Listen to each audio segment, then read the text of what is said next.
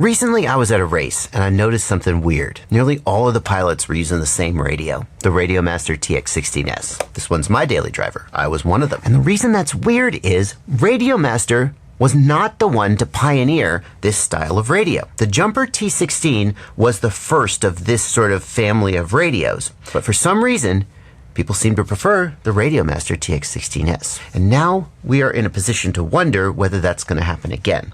Because here's the Jumper T-PRO, and it came out first. And it is an inexpensive gamepad style radio with a built-in screen and some buttons. And here is the RadioMaster Zorro, which is similar in a lot of ways. And the question we're going to answer is it going to happen again? Is RadioMaster going to be second to the party but somehow still end up ahead? Or is the Jumper T-PRO going to be your favorite radio? I'm Joshua Bardwell, and you're going to learn something today.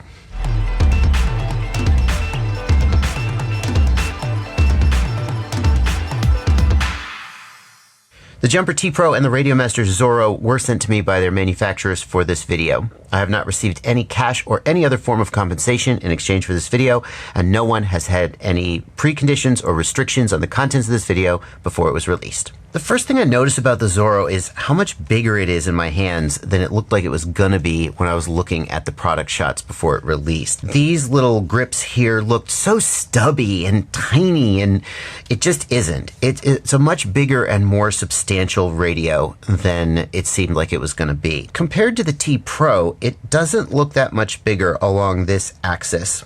However, it is much thicker in terms of its width and in terms of its depth, and it just feels a lot bigger and more substantial in your hand. Now, whether that's going to be a plus or a minus is going to depend a lot on probably how big your hands are, but for me at least, I like the feel of the Zorro better. Here on the top of the radio, the Zorro has a lot more switches and controls than the T-PRO, and I think the controls are a lot more logically laid out. Well, let's just say they're more consistent with other RC radios that I've dealt with. Here on the top, we've got two 3-position switches. We've got two 2-position switches here. We've got two sliders or pots or whatever you want to call them, and they do not appear to have a center detent, if that matters to you. And we've got two momentary switches here, and then on the back, we've got two additional momentary switches. So that's two 3-position, two 2-position, 4 momentary, and 2 sliders. It is a full complement of controls. Way more controls than the Jumper T-PRO, which has two 3-position, 2 momentary, and 2 sliders, and then this weirdo 6-position here, which is actually a bunch of 2-position or momentaries. The sheer number of controls maybe is sufficient on both radios, but the layout of the controls on the Zorro is way more intuitive. Like, all of these controls are immediately at hand, whereas the T-PRO, it's like, well, let me just look down here and push this button, right? You're not going to be flipping that while you're under the goggles. The gimbals on the Zorro fall squarely into the adequate category. They are Hall sensor gimbals, so they should last longer than the potentiometer gimbals on many cheaper radios, but the internals are plastic, and they're not going to have the same feel as like the AGO1 all-metal CNC gimbals in my RadioMaster TX16S. I heard a rumor that they're going to release AGO1 all-metal CNC gimbals for this radio too. Get subscribed if you want to see that video when it comes out. If the rumor is true, subscribe.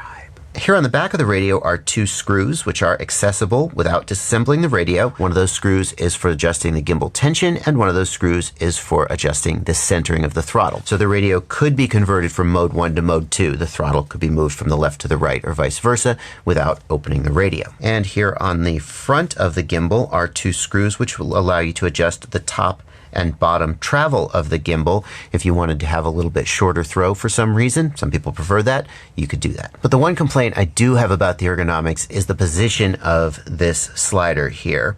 So when I hold the radio, like this is how I would hold the radio, and I would rest this finger right here, and that's right where the slider is. And like, no matter what I do, that's where my finger wants to be. And so I'm constantly like moving that slider by accident while I'm flying. I can't find another comfortable way to grip it that doesn't hit that slider. So I feel like as a thumb pilot, what you want to do with your hands is like grip the radio and then put your thumbs up here.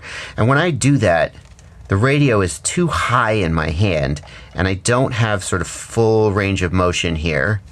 In order to really get the full range of motion, I again have to sort of let the radio sink down in my hands, cradle it a little bit in my fingers, and then now I'm in pretty good shape. I have to say, the ergonomics of the Jumper T-PRO actually seems superior. With the T-PRO, I can sort of confidently grip it, and it works pretty well there. And that's also true if I am pinching, although again, my fingers really want to rest there, but there you go. The Zorro does have traditional trim switches. For those who fly fixed wings are mostly going to be concerned about this. Multi-rotor pilots are probably not going to use them for much at all, although this radio does run OpenTX or EdgeTX, which means that basically all the controls are programmable. So in theory, you could use these for some momentary switch position. In fact, I've got a video about how to turn a trim switch into a multi-position rotary switch, taking these switches, which generally just are good for nothing, and making them into something useful. I'll put a link to that down in the video description if you want to check it out. Here on the bottom of the radio, we've got a USB-C port, which is used for charging the internal batteries. There's also this plug, which is a little bit weird. So RadioMaster sent me this. It is an XT30 plug, and you plug a 2S LiPo only. 2S only, or you will fry your radio. And it plugs into that plug on the bottom of the radio. It looks kind of like a balance plug, to be honest. And RadioMaster thinks you might be charging while you fly because the battery in this radio, oh, look, it's so cute. It's a little 18350 cell. Yeah, these batteries, you're used to 18650s. They come in all kinds of sizes, and RadioMaster has chosen this 18350, I guess to keep the overall size of the radio down, but part of me is just like, RadioMaster, could you not have just made the grips a little bit longer and put a full-size battery in there? Because if you look here, you'll see this damn thing is rated for 900 milliamp hours, and the typical rating of like an 18650 is, well, they say 3,000 milliamp hours, but the cheap ones might get 1,500 or 1,800. Now, to be fair, there are two of them in here. There's one here and one in the other grip. So you're actually getting two cells worth, but it's getting less than half the runtime of like if it was an 18650. So you may be charging this while you fly. These covers are a little janky also. Like if I grip it and I squeeze it, why would you do that? I don't know, but if I squeeze it, oh, it's really easy to pop those out. In fact, if I owned this, I might get some kind of like grippy adhesive, like E6000 adhesive or rubber cement or something. Because like how often are you going to take them out? I don't know. But I might get some non-permanent adhesive and just put it in there to kind of help make sure they don't want to pop out while I'm flying. Now RadioMaster is aware that battery life might be an issue, and that's why this exists. I'm not actually sure this is included with the radio or whether this is an extra that they shipped me for the review, but you could also just charge it off of USB-C if you don't want a special cable. The other thing that you can do is you can get like a 2-cell lithium ion battery and use a battery strap to strap it to these little grips here, buckles here, and then just plug it into this. Oh yeah, it is a 2S balance. So there you go. You have 2S 18650, and you could extend your runtime that way. Although I have to say, well, I guess not. I was going to say maybe the battery would get in the way of your fingers, but it doesn't look like your fingers wrap around that far. So I guess it would probably be okay to have an extra battery here. Here on the back of the radio, there is a module bay. They've got a nice cover here to protect these pins, and these pins can be pretty fragile, so definitely keep that cover on there and be careful when you're installing a module. This module bay can be used to install any Lite module, which all of the major controlling protocols are available in Lite module form factor. Crossfire, Tracer, Ghost, ExpressLRS being the major ones.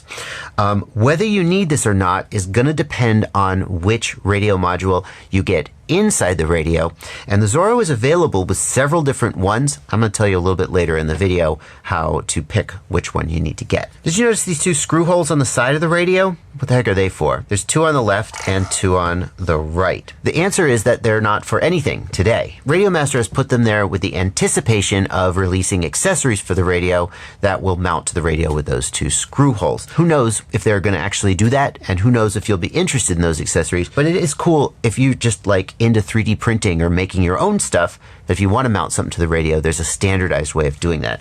And I kind of wish they'd do that with their other radios, because like there's just no good place to mount an accessory on this radio if you wanted to mount it. The antenna for the internal module is here at the back of the screen. By default, it's folded down. If you want to change the orientation of the antenna or just increase the range by getting it out away from the radio, you can fold it up like this, and it is articulated, so you can sort of fold it into whatever orientation suits you. I suspect that most people are going to fly with it down, especially if you buy the version of the radio with ExpressLRS built in, because ExpressLRS has such extremely good range. But I said I'm saving that for later in the video, and I'll stick by that. At the top of the radio, we've got this cover here covering the USB port. This is the USB port that you plug into your computer if you want to access the storage on the radio, configure the radio with OpenTX Companion, or use the radio as a joystick for flying an FPV simulator. We've also got the SD card slot here, and we have a trainer port and a headphone jack. Well, enough talk. Let's go ahead and turn the radio on and then have some more talk. Welcome to EdgeTX. Radio's going to talk. Wait a minute. Does that mean it's shipped with an SD card? It must, because without an SD card, you don't get sound files. And actually, holy crap. Hold on, we got to turn the radio off and on again. Welcome to EdgeTX. Holy crap, they're shipping it with EdgeTX pre-installed. So EdgeTX is like the next evolution of OpenTX, which is the firmware that's coming on the Jumper T-PRO and most other radios. And you can flash EdgeTX to all of these radios by yourself. It's not that hard. I've got a tutorial about how to do it. I'll put it down in the video description. If you're running OpenTX, you don't have to switch to EdgeTX, but it does have a couple of little advantages, and it's where most of the development is actually happening these days. It's really cool that they're shipping this with EdgeTX pre-installed, and it's really cool that they're shipping it with an SD card, because on the Jumper T-PRO, YouTubers like me have to make tutorials about how to download SD card contents for Jumper T-PRO, and it's not that hard, but it is nice that they're doing it for you. Has to be said though, the SD card that comes with all radios is the cheapest, crappiest SD card in the world. They always end up failing and dying, and eventually you have to replace them with something. So maybe RadioMaster actually hasn't done you that much of a favor by including an SD card, but at least the day you get the radio, it's fully functional. Size of the screen? Enough said. Now, whether the size of that screen is going to be a pro or a con for you is actually going to vary. Personally, I like the bigger screen. I do a lot of programming of my radios in the field or just by hand. I don't do a lot of my programming using the OpenTX Companion app on my computer. I just find it easier to do it on the radio. So for me, this bigger screen is a real benefit. But I have definitely seen people saying that they're turned off by the Zorro because of its larger size, because the T-PRO is going to pack down smaller and be easier to drop into a backpack. That's a personal preference thing. Now, in the traditional RC world, the next thing we talk about is the capabilities of the radio, like how many channels does it support or how programmable is it. But that's not necessary when we're talking about radios like this, which run the OpenTX or EdgeTX operating system. You know how when people review a Windows laptop, they don't talk about Windows because all the laptops run Windows and Windows just is Windows. And they compare the hardware of the laptop and its performance. Well, that's the same thing we got going on here. All of these radios run OpenTX, and they all have basically the same capabilities. So if we go in here and look at the model select screen, we can see the radio can have up to 60 different models. And that doesn't mean you can bind it to 60 different aircraft. You can bind multiple aircraft to the same model as long as they're all set up the same. So basically you can have as many models as you're probably ever going to want. If we continue to page the options here, we can see there's a setup for mixes, so we can program the outputs of each of the channels in all kinds of simple or complex ways. We can have custom curves, so custom expo curves or anything like that. That's usually done in the flight controller on multi-rotors, but you can do it in the radio, and even more complex programmability like logical switches and special functions. Now, this isn't an OpenTX tutorial. I've got a bunch of those, and I'll put some of them down in the video description. Like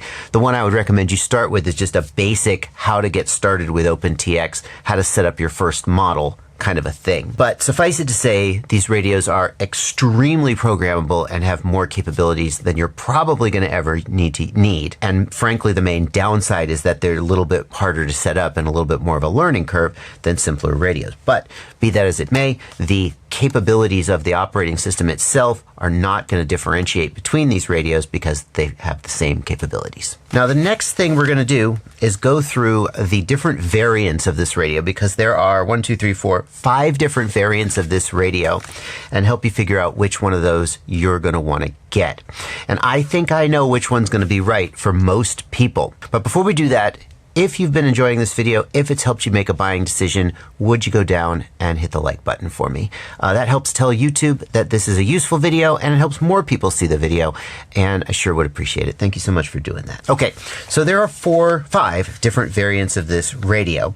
The CC2500, the 4-in-1, the ExpressLRS, the ExpressLRS Starter Kit, and the CC2500 Plus Crossfire. And what differentiates them is the control protocol that they support. So the most common control protocol that's used is in the older radios made by manufacturers like FreeSky, Spectrum, and FlySky. And those receivers use an older protocol in the 2.4 gigahertz spectrum, which has about 1 to 2 kilometers of range in clear open space, maybe more on a good day, maybe less if there's a lot of trees or buildings blocking the signal, but say 1 to 2 kilometers of range for those older style of protocols. The downside is the range. Now, it'll be okay at the beginning, but you'll outgrow it. And then when you outgrow it, all those receivers that you bought, you're going to have to buy new ones. So some would say you may as well make the right choice at the beginning. The other advantage of the CC2500 and the 4-in-1 is their versatility. If you are buying aftermarket used stuff, they may have receivers. One may have a Spectrum receiver, one may have a FreeSky, one may have a FlySky. The 4-in-1 module can bind to all of those. The CC2500 module can do the same, but it can only bind to FreeSky receivers and some others, but FreeSky is the most common one you're going to find. It will not bind to Spectrum or FlySky. So if you're looking for the cheapest option at the beginning, buy the CC2500, get a FreeSky receiver like the RXSR or the XM Plus, bind it to them, and be happy. But know that you're going to outgrow it. And when you do, you're going to be upgrading those receivers later. That may be a choice you'd make, though. Next, we come to the ExpressLRS option. And ExpressLRS it's a big topic. ExpressLRS is a long-range control link. When I say long-range, I mean like you could go 50, 60 kilometers or more on ExpressLRS. You won't. Most people won't. But it can, and some people have, just to prove that it will. And you might think, well, I'm not going to go 60 kilometers, so why do I care? It's like you just want to know that you are not going to fail safe, that you will have control link range almost no matter where you choose to fly. That's the confidence that you get with ExpressLRS. The main downside of ExpressLRS is its complexity. Configuring, you have to flash the receivers, you have to flash the module. It's a little bit complicated. Beginners, especially people just getting into the hobby, are sometimes overwhelmed with things they have to learn. Betaflight, OpenTX, soldering, and then putting ExpressLRS on top of the pile for some people is too much, and they prefer to go with a simpler option. On the other hand, if you are just, if you're good with computers, if you're not worried about following some videos and learning, it isn't that bad, and most people get over it. Most, but not all. So ExpressLRS, you pay $100 for a radio with ExpressLRS built in, and then you still have the module on the back if you choose to get another protocol for some reason. But that's that. Now for $140, you can get the ExpressLRS starter pack, which is just an ExpressLRS radio with 3 receivers. You're going to need to put receivers in your quads, and that's a pretty good deal. It's $40 for 3 receivers. That's a decent price. And then finally, we've got the CC2500 plus Crossfire for $150. Now Crossfire is, like ExpressLRS, a long-range control link that can go further than you'll probably ever need to go. The advantage of Crossfire is its simplicity. Crossfire is much more mature than ExpressLRS, and ExpressLRS is made by an open source project. It's a bunch of nerdy computer developers just sitting around nerding out and being like, yes, let's make them flash firmware. And Crossfire is made by a company that is trying to make a little bit more of a user experience. It's a little bit, you still have to flash the receiver, but it's like you just boop, push a button and it flashes instead of having to do a bunch of computer nonsense. So some people think that Crossfire is a better choice. The downside of Crossfire is the cost. The Crossfire receivers are about twice the cost of ExpressLRS receivers, so some people would feel that that's not the way to go. You can get the CC2500 radio, which will bind to all the FreeSky receivers we talked about, and the Crossfire module, That'll be a Crossfire module sitting on the back of the radio. That's $150. As a beginner, I would steer you toward the ExpressLRS radio. I think that the world would be a better place if more people skipped that awkward first step of buying a whole bunch of FreeSky receivers and then finding out they're kind of crappy and then getting sick and frustrated with them and then moving on to something else. The main reason people don't do that is cost, but with ExpressLRS, the cost is actually about the same, so you may as well just do it. But do this first. Go watch a tutorial about how to set up ExpressLRS and how to flash it, and if your eyes glaze over and you go, not for me, well, actually, you still have to flash FreeSky receivers too, and it's even more complicated and weird and frustrating. So I would steer you toward ExpressLRS, but that's just me. Now, at this point, you may have decided that the RadioMaster Zorro is the radio for you. And if that's the case, there are links down in the video description to stores where you can purchase it. They are affiliate links. What that means is that I get a small commission anytime you make any purchase at the affiliated store. Click the link, make a purchase, I get a commission, and I sure do thank you for doing that. On the other hand, if you're still on the fence, you may want to watch the full review of the Jumper T-PRO. There's a lot of good things about this radio and a couple weird ones, and unless you've really watched both of these reviews, I'm not sure you can make a fully informed decision. So there's a card here to help you watch that video. I also want to say that the iFlight Commando is a radio that's coming soon, and I'll also be reviewing it. Definitely get subscribed so you don't miss that review when it comes out. Thank you so much for watching. Thanks for watching all the way to the end. It means a lot. Happy flying.